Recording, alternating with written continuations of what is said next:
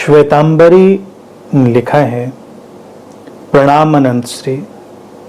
मुझे सिर्फ एक मोमेंट के लिए गहरा एहसास हुआ कि जीवन की सारी कहानियां मेरे मन की ही रची हुई हैं, तो थोड़ी बेचैनी हुई।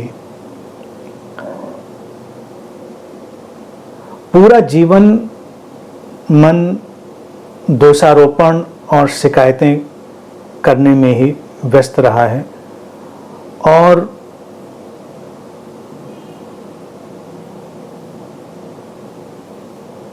उत्तीर्ण हो गया है। अगर ये सब कहानियां खत्म हो जाएंगी तो मन के पास जैसे कुछ करने को ही नहीं रहा। पूरी बात हो गई मेरे ख्याल से श्वेतांबरी जी की कि मन जो शिकायतों में, दोषारोपणों में व्यस्त रहा और जीवन उत्तीर्ण हो गया से मैं समझता हूं आपने यही लिखा है कि जीवन तो सफलता की तरफ चला गया। तो अगर मन अपनी कहानियां रचता है और तमाम तरह की कहानियां बनाता है तो कभी कभी भय पकड़ता है ये कहानियां नहीं रहेंगी तो हम कहां रहेंगे। यही बात है ना। हम कई तलों पर जीते हैं श्वेतांबरी जी। मन के पास ये क्षमता दी गई है कि वो कहानियां रचे, विकल्प रचे, तभी हम नई नई संभावनाओं को जागृत कर पाते हैं। कहानियां अपने आप में बुरी नहीं होती, कहानियों में अटके रह जाना बुरा होता है। जीवन अच्छा है कि उसमें कई कहानियां आएं और जाएं।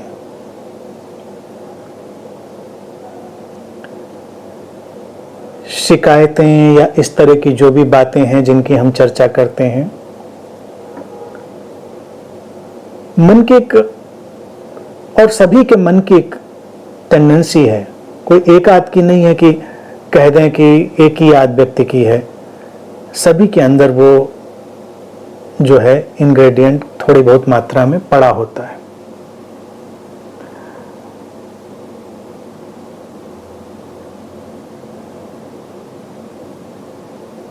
तो ये दोषारोपण, शिकायतें, इनके भी कई पहलू हो सकते हैं।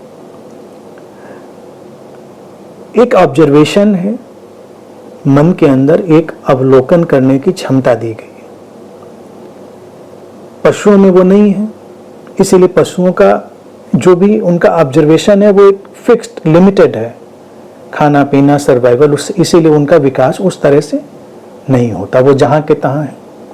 जो भी उनका इवोल्यूशन होता है वो नेचर से आया हुआ, नैसर्गिक है। मनुष्य इवोल्यूशन के एक प्लेटफॉर्म पर आने के बाद फिर अनेक अनेक चीजों को पैदा करता है। अब क्या है ना कि जैसे आप डॉक्टर भी हैं तो उस एंगल से आप इस बात को समझिए। जब हम किसी व्यक्ति के अंदर कोई बीमारी देखते हैं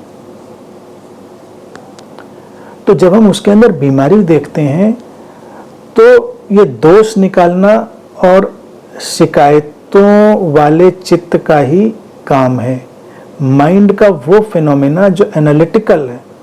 लेकिन हम जब मेडिकली इस चीज को देखते हैं तो हमारे अंदर कहीं ये बात नहीं होता है कि हमें दोष निकालना। अच्छा भला आदमी चला रहा था, हमने कहा तुम्हें तो ये बीमारी है, तुम्हारी तो आंख में ये हो गया है, तुम्हारे दिल में ये हो गया है। अगर लोग अभी मेडिकल सिनेरियो से अवेयर ना होते तो कहते थे बताइए आप तो दोष निकाल लें हमारे अंदर।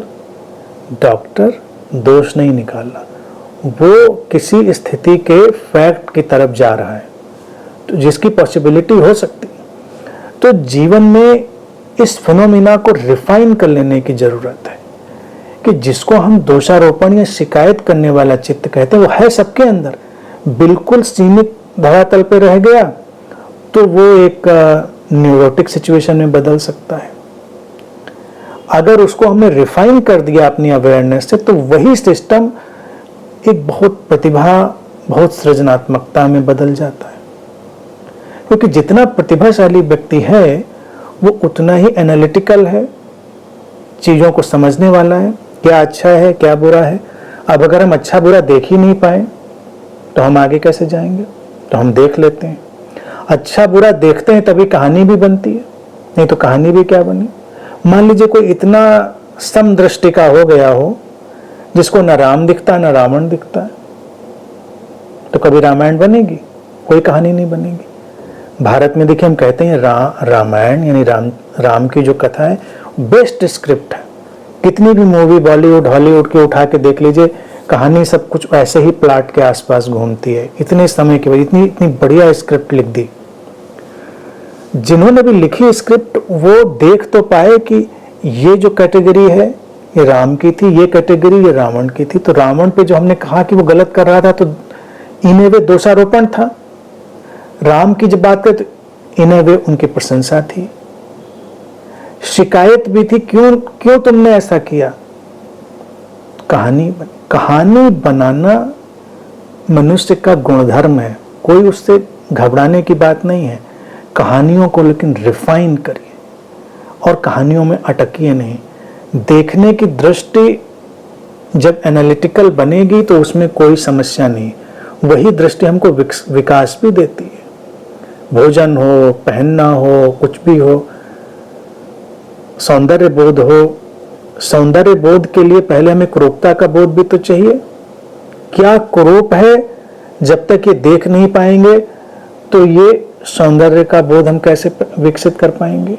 लेकिन अगर हम कहीं कुरूपता पे उंगली रखें तो अगर कोई उत्तेजित हो जाए कि तुम तो दोष निकाल लो हमारे अंदर, दोष नहीं निकालने, हम बताएंगे ना, तभी तो समझ पाओगे। किसी के उठने बैठने चलने में बोलने में कुछ प्रॉब्लम है, हम जानते हैं उस चीज को, अगर हम देख सकते हैं तो उसको सुधार सकते हैं। यानी कि कितनी जो साहित्य है उसकी अच्छी से अच्छी कहानियां उठाकर देखिए। जिन कहानियों में इतनी बारीकी से चित्रण होता है तो उसमें अवलोकन भी उतनी बारीकी से होता है। एक एक कैरेक्टर के एक एक शेड हम समझते हैं। तो ये जो गुण मिला होता है इसको एक प्रतिभा की तरह देखें। ये मत सोचें कि अगर हम इतने जागृत हो गए और कहानियां विदा हो गई तो हम क्या करेंगे। कहानियां कभी विदा नहीं होगी। हम हैं तो कहानियां रहेंगी, कहानियों के धरातल बदल जाएंगे। मनुष्य का जीवन ही एक कहानी है। कहानी होती क्या है? कुछ किरदार, उन किरदारों का आपसी संवाद और इंटरेक्शन। अभी हम लोग सुन रहे हैं, बोल रहे हैं, तो कहानी ही तो बन गई ना। किसी ने कुछ कहा, किसी ने कुछ सुना, किसी ने कुछ समझा, किसी ने उससे निष्कर्ष निकाले, किसी को अच्छा लगा, किसी को बुरा लगा, बस कहानी बन गई। लिखने का कौशल हो तो इतनी ही बात पर भी 10 कहानियां लिख दो। हमारे यहाँ तो कई ऐसे शायर, ऐसे कवि आते रहे, आज भी आ जाते हैं। मैं इधर डिस्कोर्स दे रहा हूँ, उनको इतना कच्चा माल मिलता था हमारे बोलने में। मेरे बोलने में अक्सर बड़ा रॉ मटेरियल रहता है, कच्चा माल, और वो उधर से मेरा डिस्कोर्स 1 घंटे खत्म होता था, तुरंत 2-4 गजलें निकाल के सीधे माइक्रोवेव से सामने रख देते थे। बिल्कुल ताज़ा गजलें, ताज़ा कविताएं। कमाल है भाई। अब ये प्रतिभा कम लोगों में होती, इतनी कमाल की कि तुरंत बिल्कुल सीधे निकाल के कच्चे माल को कन्वर्ट करके आप। लेकिन अभी बहुत लोग सुन रहे हैं, उनको समझ में नहीं आओगे इसमें गजल कहाँ थी, इसमें कविता कहाँ थी, इसमें कहानी कहाँ थी। हमेशा है। जीवन एक कहानी है, अंतहीन शाश्वत कहानी। इसीलिए भारतीय दर्शन में हमने जो ज्ञान की बातें भी रखी हैं वो कहानियों में पिरोकर रखी हैं। कहानियों में पिरोकर रखने के पीछे भी वही अंतर्दृष्टि थी कि कहानियां रहती हैं। और आज देखो, ज्ञान मिट गया होगा श्वेतांबरी, तमाम कौन से शास्त्र किताबें मिट गई होंगी, लेकिन जो ज्ञान कहानियों में डाल के हमने रखा था भारत में, वो आज भी जिंदा है। वो पौराणिक कहानियां हों, कोई कहानी, शिव देवी की कहानी उठा लो, कोई भी कहानी उठा लो, तो भारत के लोग बड़े कुशल थे। वो हमेशा से जानते थे। वो इसीलिए उनको भविष्य दृष्टा कहते हैं कि कहानियां इंसान के साथ चलती हैं। तो अपनी कहानी को एक उच्चतर आयाम दो, एक ट्रांसेंडेंटल डायमेंशन दो। एक कहानी जाती है, जाने दो, जाएगी तो नहीं आएगी ना, तो बीच में कभी कभी पैचेज आएंगे। ये जीवन, इसीलिए तो एक हम योग में शब्द यूज करते हैं ना, ऋतंभरा प्रज्ञा। ऋत जो एक चक्र है ऋतुओं का, उससे ही ऋतु बने ना, ऋत से। बसंत आया, फूल खिले, चारों तरफ हरियाली हुई, एक अचानक पतझड़ आया, पत्ते झड़ गए, शाखें खाली, नंगी, उदास, खामोश, बेरौनक। हमको लग रही हैं खाली, उदास, बेरौनक, लेकिन वो तैयारी है अगले वसंत की। जीवन की कुछ कहानियां जब ऐसे पतझड़ की तरह झड़ती हैं तो बीच में सब खाली, सन्नाटा ऐसा लगता है, और फिर अचानक कोपले फूटती हैं, फिर हरितिमा आती है, फिर फूल खिलते, नई कहानियां। ये अंत कभी होगा नहीं, ये ऐसे ही घूमता रहेगा। लेकिन कहानियों की यात्रा धरती से आसमान तक हो सकती है। तो वैसे जियो। दोषारोपण और शिकायत वाली जो बात थी, उससे भी कोई गिल्ट या कोई दबाव लेने की जरूरत नहीं कि ये मैं गलत करती हूँ या अच्छा नहीं। उसको अपने एनालिटिकल शार्पनेस में बदल दीजिए। आप बहुत अच्छे डॉक्टर हो सकते हैं, बहुत अच्छे वैज्ञानिक हो सकते हैं, बहुत अच्छे साहित्यकार हो सकते हैं, क्योंकि वहाँ पर वही प्रिसीजन काम आएगा। जो जितनी प्रिसीजन से किसी चीज़ की बुराई समझ सकता है, उतना ही तो ठीक कर सकता है। आप बताइए, अगर आँख में, तो अभी हमको कह दिया जाए तो आँख ही निकाल के सामने रख लेंगे, अगर इलाज करने को दिए। इतना तो आता नहीं आँख के बारे में, लेकिन जब आप आँख की उस बारीक सी बुराई को भी देख पाएंगे, तभी तो उसको अलग कर पाएंगे। ये वाली चीज़ गलत थी तो इसको इतने प्रिसीजन से यहाँ से निकाल देते हैं, ये जो चीज़ थी इसको यहाँ से जोड़ देते हैं। ये वही माइंड तो है जो शिकायत करता है, दोष देखता है।